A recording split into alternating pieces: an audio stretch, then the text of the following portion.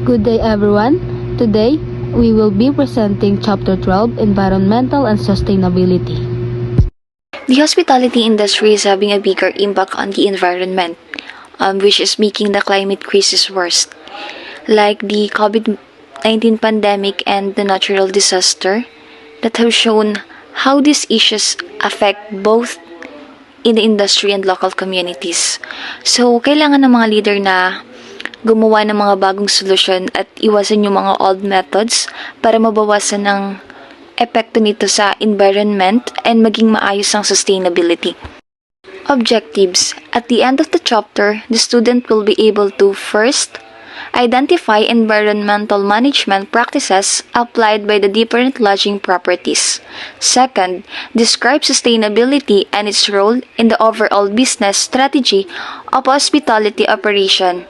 And last, explain the impetus of environmental concerns in the context of global commerce. The hospitality industry's environmental impact is a growing concern, particularly in major tourism destinations. While not as critical as other sectors, its size and development make its effect significant. In response, the American Hotel and Lodging Association formed a committee in the 1970s to explore and address these environmental challenges. Today, American Hotel and Lodging Association continues to discuss these issues through its Infrastructure and Environment Committee. This part highlights the growing importance of environmental sustainability within the hospitality industry, like hotels, restaurants, tourism, and many more. It explains how this industry is addressing environmental concerns and the various motivations behind these efforts. The main key points is first, the early awareness. Organizations like the Travel Industry Association of America and the United Nations started recognizing the environmental impact of travel and tourism in the 1990s. The industry response, where many hospitality businesses began assessing and reducing their environmental footprint. International organizations also launched awareness campaigns and initiatives to promote sustainable practices. Environmental issues like the main environmental concerns focus on the climate change, the CO2 emissions, pollutions, habitat destruction, and resource overuse. Sustainability, where the concept of sustainability is highlighted, encompassing environmental protection, economic viability, and social equity, the 3 ES. The text uses the example of the Philippines Agenda 21, which aims for sustainable development across all sectors. Challenges in hospitality, where it emphasizes the economic challenges of sustainability for hospitality businesses. Balancing environmental concerns with economic profitability is crucial, killing the golden goose. Social equity issues such as fair distribution of profits and positive community impact are also important considerations. When it comes to motivations, companies and individuals have various reasons for pursuing environmental sustainability, including economic interest, regulatory requirements, business strategies, and a sense of social responsibility. The triple bottom line, the people, planet, profit, illustrates this holistic approach. All in all, the hospitality industry is increasingly aware of its environmental impact and is actively working towards more sustainable practices driven by a combination of economic, regulatory, and ethical considerations. The goal is to balance environmental protection, economic success, and social responsibility. Caring for the environment can be beneficial for business in several ways. First, the economic interest. Economic interests play a significant role. Environmentally friendly practices often save money. For example, switching to energy-efficient LED bulbs, reducing electricity bills and maintenance costs because they last longer. Recycling programs not only help the environment but also lower waste disposal expenses. Additionally, maintaining a clean and visually appealing environment attracts customers, especially in industries like hospitality, where natural beauty can be a major selling point. Second, the regulatory concerns. Regulatory concerns make environmental responsibility a necessity. Governments enforce rules to protect natural resources and reduce pollution. Businesses must comply with this regulation, such as limiting water usage during droughts or reducing harmful emissions, to avoid fines and penalties. Incorporating environmental consideration into product development, operation, and renovation ensures compliance and reduces legal risk. Lastly, the business dynamics. Business dynamics highlight how customer preferences and market trends drive companies to adopt sustainable practices. Many consumers prefer environmentally conscious brands, and industries like tourism demand eco-friendly practices from their partners. Certification like ISO 14000 are increasingly becoming a standard requirement, demonstrating that a business meets high environmental performance standards. Companies that fail to meet this expectation may lose customers and partnership. In summary, focusing on environmental sustainability benefits business economically, ensures compliance with regulations, and meets the growing demand for eco-friendly practices in the market. So, ang Green Hotel Initiative ay isang hakbang para gawing mas eco-friendly ang operasyon ng mga hotel, and ang layunin nito ay bawasan ang mga negatibong epekto ng isang hospitality sector sa kalikasan sa pamamagitan ng sustainable practices kagaya ng energy efficiency, water conservation at waste reduction. And suportado ito ng malalaking company kagaya ng Ford, GM, at Bank of America na nagpapakita ng kanilang commitment sa pangangalaga ng kalikasan. For example, yung EarthCheck certified program ng ilang eco-hotels na gumagamit ng renewable energy at nagre-recycle ng tubig ulan para sa kanilang operasyon. Next is global impact. Ang hospitality industry ay may malaking papel sa mga isyong pangkalikasan. Halimbawa, ang Indonesia smoke crisis noong 1990s ay resulta ng deforestation para sa agrikultura, kung saan ang turismo sa rehiyon ay naapektuhan ng pollution. Ipinapakita nito na ang hindi responsableng paggamit ng likas na yaman ay may domino effect na sumisira sa kapaligiran at sa industriya mismo. For example, ang ilang resort sa Bali, Indonesia ay nagpatupad ng Plastic Free Bali campaign para mabawasan ang single-use plastics at protektahan ang karagatan. Next is CSR in hospitality. Ang mga company tulad ng Marriott, Fairmont at Accor ay aktibong gumagawa ng mga sustainability-focused na pulisya bilang bahagi ng kanilang corporate social responsibility or CSR, which is kabilang dito ang paggamit ng renewable energy, pagprotekta sa biodiversity at pagsuporta sa mga lokal na komunidad. For example, ang Marriott ay nagpatupad ng programang Serve 360 na naglalayong bawasan ang carbon footprint nito ng 50% sa 2030. So, isa pang halimbawa ang Fairmont Hotels na may mga proyekto kagaya ng bee conservation programs para suportahan ang biodiversity. Next is food service efforts. Ang mga food service companies kagaya ng Starbucks at McDonald's ay may mahalagang papel sa sustainability. Ang Starbucks ay kilala sa kanilang conservation awards at partnership sa CARE para sa sustainable farming. Ang McDonald's naman ay may malawak na waste management programs at sumusuporta sa rainforest restoration. For example, yung Starbucks, ang coffee and farmer equity practices nila ay tumutulong sa mga magsasaka para gumamit ng sustainable na pamamaraan ng pagtatanim. Also, yung McDonald's, sa Pilipinas ang ilang McDonald's branches ay gumagamit na ng paper straws at tumutulong sa free planting activities bilang bahagi ng kanilang environmental initiatives. Last is environmental programs. Dalawa sa mga pangunahing program naglalayong gawing sustainable ang industriya ng hospitality ay ang International Hotels Environment Initiative, which is tumutulong ito sa mga hotel na magpatupad ng eco-friendly na mga patakaran. Next is Agenda 21, isang global framework na naglalayo ng sustainable development sa iba't ibang industriya kabilang hospitality. For example, ang Intercontinental Hotels Group or IHG ay gumagamit ng kanilang Green Engage system para masubaybayan ang kanilang environmental impact at mabawasan ang paggamit ng resources. So, in this presentation, it shows about conservation and management of energy, specifically with the context of hospitality industry hotels. So, the main points of this presentation is all about energy costs are significant. Energy expenses represent a substantial portion of hotel operating costs.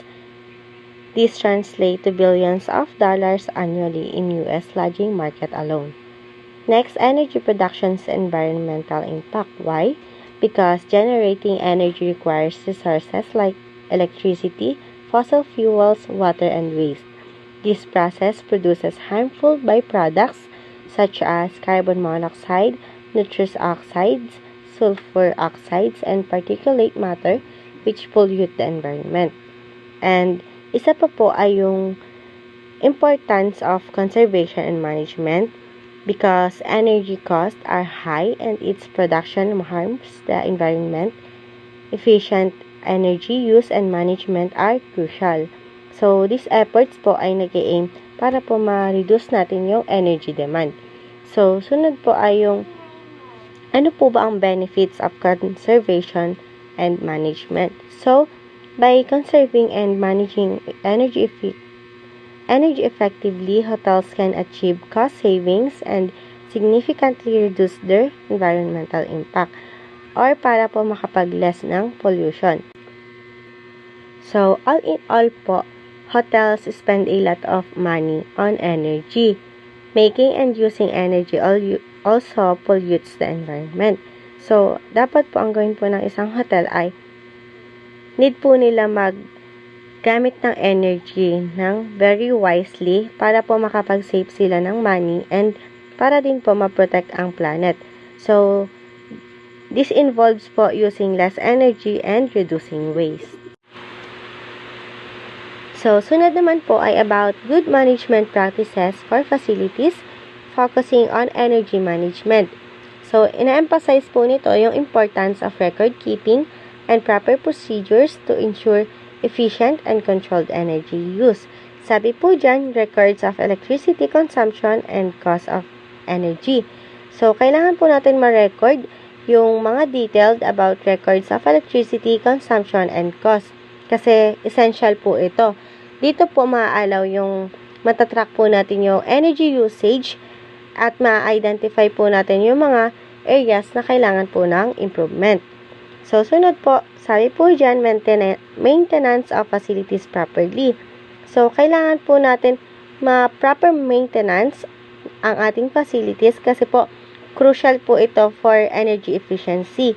Kailangan po well-maintained yung mga equipment, operates more efficiently, and para din po ma-reduce yung energy waste.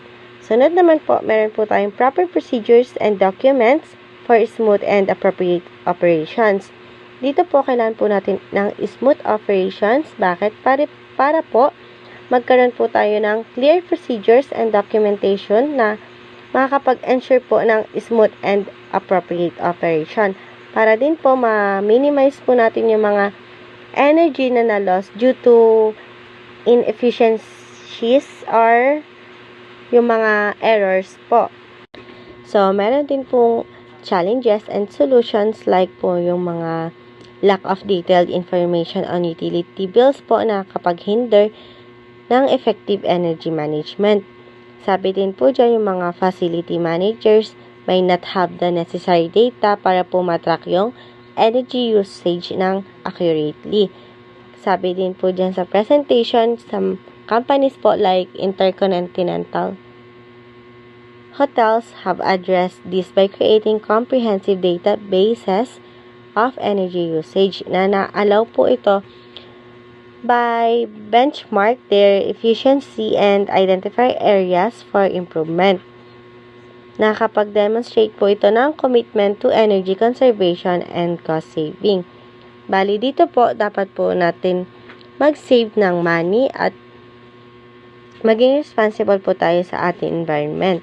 At yung mga facilities po natin need na carefully po natin matrack yung energy use natin at para din po makip yung mga equipment in good condition and mas malinaw na process in place po. Without enough information po, it's hard to manage energy effectively, but some companies are finding ways to overcome this challenge. So, dito naman po, ina-explain din po dito yung good energy management practices for facilities, especially po yung multi-unit buildings like hotels. So, dito po, napasok pa rin po yung record keeping. So, hindi lang po pwede mag-rely yung mga facility managers sa mga historical energy usage data. Kailangan din po nila ng mas active na track immediate energy consumption gamit po yung mga computerized building controls. Tsaka po, marami pong facilities yung may mga contracts sa mga vendors na nakakapag-provide po ng real-time monitoring and reporting service. So, dapat din po mga precise yung energy allocation and submetering po nila. Kasi po, ina-advocate po nito yung mga aligning ng energy usage with specific building activities nga po, katulad po ng sinasabi dyan yung mga laundry, guest rooms in hotels. So, na-allow po nito yung mga more accurate cost allocations and reveals precisely na kung saan po yung energy ay nako-consume. Tsaka po yung mga submetering, particularly po during constructions, yung mga new construction po. Nare-represent po dito yung mga method para po ma-achieve yung mga granular level po na energy na matatrack at ng management. So, this energy po or sa madaling sabi po yung mga detailed po na makakapag-approach po ay na-allow po nito na makapag-focus yung energy conservation efforts sa mga areas po na may mga highest consumption. So this slide highlights the crucial role of proper equipment maintenance and operation in achieving energy efficiency within a facility. This emphasizes the neglecting regular cleaning and maintenance of equipment like boilers and chillers lead to decreased efficiency and increased energy consumption. Effective energy management also involves optimizing equipment operation based on actual demand, avoiding unnecessary energy use during periods of low demand, and considering the impact of individual action on overall energy consumption. So, the explanation here is the passage argues that energy efficiency isn't solely about large-scale system. It is also about the details of equipment maintenance and operational practices. So, these key points include equipment maintenance. Regular cleaning and proper maintenance of equipment are essential for optimal performance and energy efficient. Next is operational optimization. Energy management involves more than just maintenance. It requires optimizing equipment operation based on real-time needs. This means running equipment only when necessary and avoiding unnecessary operation during low demand periods. For example is turning off air condition in unoccupied conference room. Yun example. Next is individual responsibility. The text emphasizes that every individual within the facility plays a role in energy conservation. Workers should be mindful of their actions and how they impact energy use and cost. In essence, the passage advocates for a holistic approach to energy management that combines meticulous equipment maintenance with smart operational practices and individual responsibility to maximize energy efficiency and minimize cost. So, this image shows the hotel's energy saving tips. It represents a visual infographics with several energy saving suggestions for hotels and other lodging establishments. So, these tips includes first, installing daylight sensor in corridors. It is to optimize lighting and reduce energy consumption. Then, using pool covers. It is to reduce heat loss when the pool is not in use. Then, keeping freezers and chiller doors closed. It is to prevent energy loss. Installing a drop lobby at the main entrance to reduce heating cost and drops. Then, using appropriately sized sopans or saucepans to avoid wasting energy. Next is setting recommended temperatures for specific areas such as bedrooms, guest bedrooms, restaurant, dining rooms, corridors, kitchens, and laundries. Specific temperature ranges are given for each area. Then finally, reducing energy consumption in lighting. The infographic suggests that less energy consumption in lighting can reduce energy consumption by up to 80%. So, all in all, the infographics uses a combination of text and visual elements such as icon and a diagram for a hotel building to communicate these energy saving strategies effectively. The overall message is to promote energy efficiency in hotels through simple and practical measures. So, energy-saving solutions involve enhancing performance, reducing hours of service, reducing the load that is given, recovering and repurposing waste energy, and using the least expensive source of energy. Effectiveness of machine. Lighting is a vivid example. The average efficiency of an incandescent lamp is 20 lumens per watt. The efficiency of fluorescent lamp could be 60 lumens per watt. This means that to generate the same amount of light from an incandescent lamp compared to the fluorescent lamp, 3 times the energy is required. The economic study should be performed to determine the viability of buying more efficient equipment and understanding how efficiency is expressed for different pieces of equipment, the energy cost, and the amount of energy used by the equipment.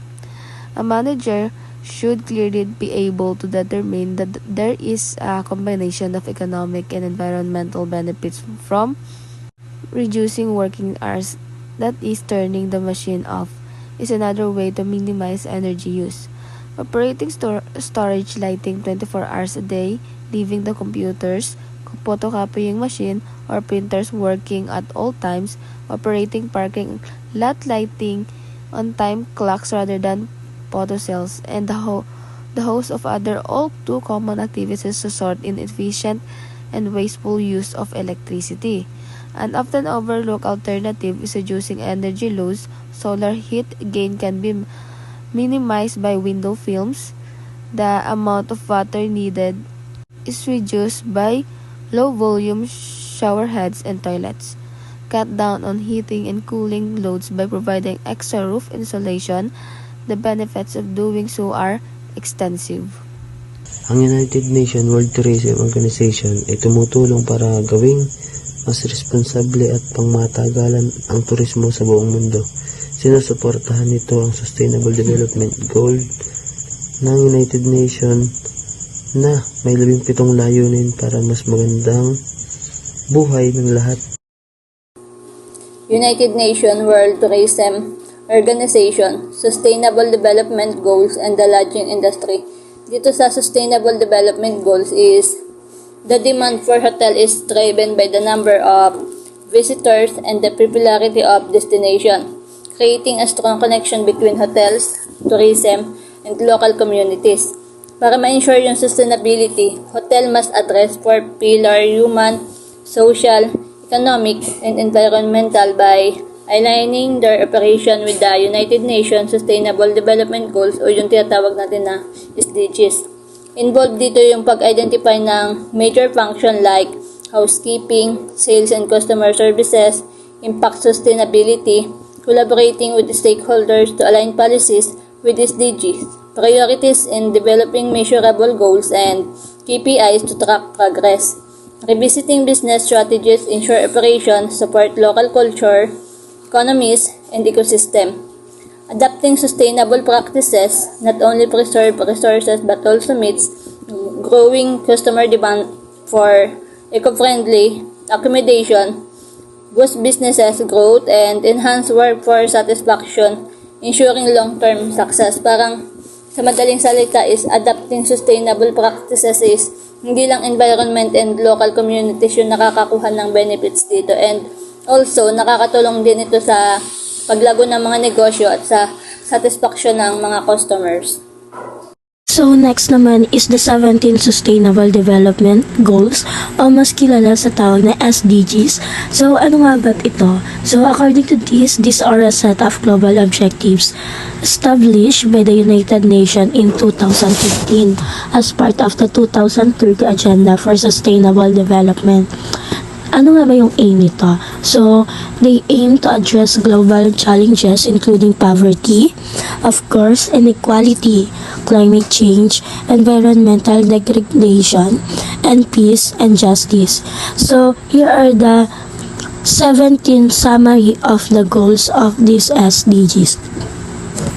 So, unang-una sa lahat ay no poverty. So, ibig sabihin na rin, so sa Sustainable Development Goals, unang-unang goal nila ay mawala yung gutom or yung hirap, yung mahihirap, yung kahirapan, and poverty in all its forms everywhere. Mawala yung mahihirap, yung bawat isa ay angat. Next is zero hunger, wala nang magugutom. Ito yung pangalawa sa goal ng SDG, yung wala ng taong magugutom. So, sabi dito, end hunger, achieve food security, and improve nutrition, and promote sustainable agriculture. So, dito sa zero hunger, yan, kaya ngayon parang lumalaganap yung mga feeding program, ganun. Tapos next is good health and well-being. So dito, they ensure healthy lives and promote well-being for all the ages. And the number 4 is, syempre, isa sa goal naman is yung magkaroon ng quality educations to ensure inclusive and equitable quality education and promote lifelong learning opportunities for all. Syempre, kapag may quality education dito sa ating bansa, magkakaroon ng lifelong learning opportunities. Kumbaga hindi tayo yung mamaliitin na lang basta-basta kasi may sapat tayong pinag-aralan. So, ang number 5 goal is yung gender equality. So, aware naman tayong lahat ng unang panahon, according sa history natin, na kumbaga yung mga kababaihan is parang ang tingin ng mga tao noon sa kababaihan is may hina, like yung mga babae is walang karapatang mag-aral at mga lalaki lang ang may karapatang mag-aral. So, dahil doon, syempre pagdating din sa mga LGBTQI+, so yan, pinapromote din ng SDG ang gender equality. It is to achieve gender equality and empower all women and girls. So, hindi na, at dito sa gender equality, hindi dapat maliitin yung mga kababaihan. Next naman is the 6th goal, which is clean water and sanitation. So, paano tayo magiging healthy kung hindi naman malinis yung water natin, kung hindi sanitize? Syempre, wala na rin agad dyan kapag hindi na pagtuunan ng pansin nyo. Clean water and sanitation, it is to ensure availability and sustainable management of water and sanitation for all. So, the number 7 naman is affordable and clean energy. Ensure access to affordable, reliable, sustainable, and modern energy for all. Then, next, number 8 naman is, syempre, mahalaga din to sa bawat isa sa atin. Yung goal ng SDG, which is to have a decent work and economic growth. So, sobrang halaga dito, lalo dito sa ating bansa, yung economic growth, kasi paano nating masasabing maunlad yung ating bansa kung ang bawat isa sa atin ay kinakailangan pang pumunta sa ibang bansa para lang magtrabaho. Syempre dito sa atin, kailangan bawat isa magkaroon ng decent work or decenteng trabaho dito mismo sa loob ng ating bansa. It is to promote sustained, inclusive, and sustainable economic growth, full and productive employment, and decent work for all. Next goal is industry, innovation, and infrastructure.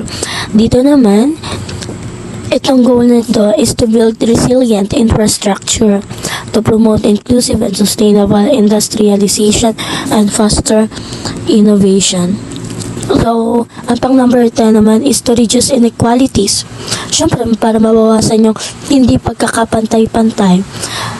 So, this goal reduce inequality within and among the countries. Hindi lang dito sa ating country, kundi sa buong mundo. So, number 11 naman is sustainable cities and communities. It is to make cities and human settlements inclusive, safe, resilient, and sustainable. And number 8 naman is the goal is to be responsible consumption and production. Dito naman is para ma-ensure yung sustainable and consumption and production patterns. The number 10, climate actions. So, hindi lingid sa kaalaman natin na sa panahon ngayon ay madami ng pinagbago in terms to climate. Meron na tayong mga climate change dahil ito sa mga chemical na dahil nga pa-modern yung ating ginagalawan, padami ng pollution. So, this goal, climate action, is to take urgent action. So, yun nga yun sa climate action. So, next naman is the goal number 14, which is life below water. So, itong goal na to is to conserve and sustainably use the oceans, seas, and marine resources for sustainable development. Next is the goal number 15, which is life on land. Kung may life below water na goal si SDG, syempre may life on land. It is to protect, restore, and promote sustainable use of terrestrial ecosystems, manage forests sustainably, combat desertification, and halt biodiversity. And second to the last goal naman is, of course, peace, justice, and a strong institution. It is to promote peaceful and inclusive societies, provide access to justice for all, and build effective, accountable, and inclusive institution. So, hindi magkakaroon ng peace sa ating lugar, sa ating bansa, or kahit sa sulok ng mundo, kung walang justice. So, mahalaga sa bawat isa sa atin, sa bawat lugar, yung katahimikan. So, yun nga, para nga maiwasan yung gulo. So, yun. And last SDG goals is partnerships for the goals. So, goal na to, para masakatuparan yung goal nila is magkaroon ng partnership. So, it is to strengthen the means of implementation and revitalize the global partnership for sustainable development. In conclusions, these goals provide a comprehensive framework for the government, businesses, and communities to collaborate on achieving a better and more sustainable future. So,